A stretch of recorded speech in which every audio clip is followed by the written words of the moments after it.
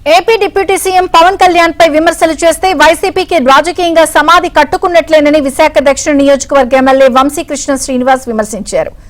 ఓ సామాజిక వర్గాన్ని టార్గెట్ చేస్తున్నారని, పవన్ కు అన్ని కులాలు సమానమేనని చెప్పారు. గొడ్డళ్లు కత్తులతో ఓట్లు పడవు అనే విషయాన్ని వైసీపీ నేతలు తెలుసుకోవాలి అంటున్న ఎమ్మెల్యే వంశీకృష్ణ శ్రీనివాస్ తో మా ప్రతినిధి Ramakrishna face to face. AP deputy CM Pawan Kalyan Janasena అధినేతపై వైసీపీ తీవ్ర విమర్శలు చేస్తున్నాయి. దీనిపైన స్పందించేందుకు మనతో పాటుగా దక్షిణ నియోజకవర్గ ఎమ్మెల్యే వంశీకృష్ణ శ్రీనివాస్ ఉన్నారు. ఆయన అడిగి మరిన్ని విషయాలు తెలుసుకుందాం. సార్, ఒక పక్క కుల రాజకీయం, మరో పక్క వ్యక్తిగతమైన విమర్శలు చేస్తున్నారు. ఎందుకు వైసీపీ ఇంత దిగజారుడు రాజకీయాలకు తెగబడింది? పవన్ కళ్యాణ్ గారు పదే పదే చెప్తా ఉన్నారు, నన్ను ఒక కులానికో ఒక మతానికో పరిమితం చేయొద్దు.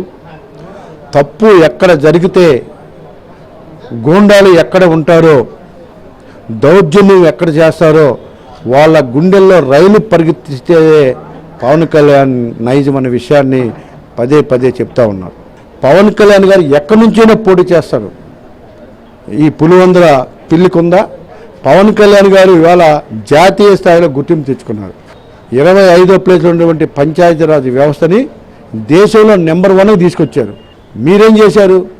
అన్ని వ్యవస్థలను నాశనం చేసి, రాష్ట్రాన్ని నాశనం చేసి వెళ్ళారు. ఇప్పటికైనా ఈ కులాల గురించి మాట్లాడే నాయకులకు కూడా చెప్తా ఉన్నా, ఒక కులంతో ఏ పార్టీ నడవదు.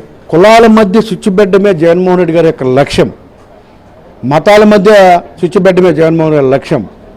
ఇవాళ పవన్ కళ్యాణ్ గారు చెప్తా ఉన్నారు, నన్ను ఆయన చెప్పింది అదే, ఒక కులంతో ముద్ర వేయొద్దు, నాకు అన్ని కులాలు సమానం, తప్పు చేసిన వాడు ఏ కులమైనా ఒకటే.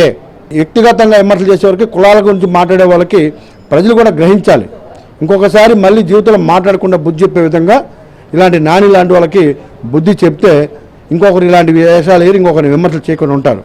కులాల మధ్య దేశంతోనో, లేకపోతే మతాల మధ్య దేశంతోనో, లేకపోతే గొడ్డలతోనో కత్తులతోనో ఓట్లు పడవు. ప్రజల్ని సంక్షేమం వైపు నడిపించాలి, ప్రజల్ని అభివృద్ధి వైపు నడిపిస్తే ఓట్లు పడతాయన్న విషయాన్ని ఆ వైఎస్ఆర్ కాంగ్రెస్ పార్టీ గుర్తుపెట్టుకోవాలి. ఏ ఎథిక్స్ లేని, ఏ సిద్ధాంతం లేని పార్టీ కాబట్టి ఇలాంటి పనులే చేస్తుంటే తప్ప ఇంకో పని విషయం కాదు. ఒక పక్క ఉప ముఖ్యమంత్రి గారు, మరో పక్క మోడీ గారి యొక్క ఆధ్వర్యంలో అద్భుతమైన పరిపాలిస్తున్న చంద్రబాబు నాయుడు గారిని చూసి ఓర్చుకోలేక ఇలాంటి దౌర్భాగ్య వేషాలను వేస్తూ ఉన్నారు. ఇంకొకసారి పవన్ కళ్యాణ్ మీద ఇలా పదే పదే విమర్శలు చేస్తే మేమైతే చూస్తూ ఊరుకోం. పవన్ కళ్యాణ్ గారిని పదే పదే అంటేనే వాళ్ళకి లైపు. ఇలా విమర్శించి 151 నుంచి 11కి వచ్చారు, రేపు 11 నుంచి 1కి వస్తారు. ఈ నోరు అదుపు లేకుండా నోటికి వేస్తే మాట్లాడి ఇలాంటి పరిస్థితి తెచ్చుకున్నారు. వాళ్ళకి ఏదో ఒక విషయంలో దొరికినప్పుడు ఇలా కులాలను కానీ మతాలను కానీ మధ్యలో తీసుకురావడం, లేకపోతే దౌర్జన్యాలు గూండాయిజాన్ని బయటకు తీసుకురావడం, దాన్ని డైవర్ట్ చేయడానికి ప్రయత్నం చేయడం.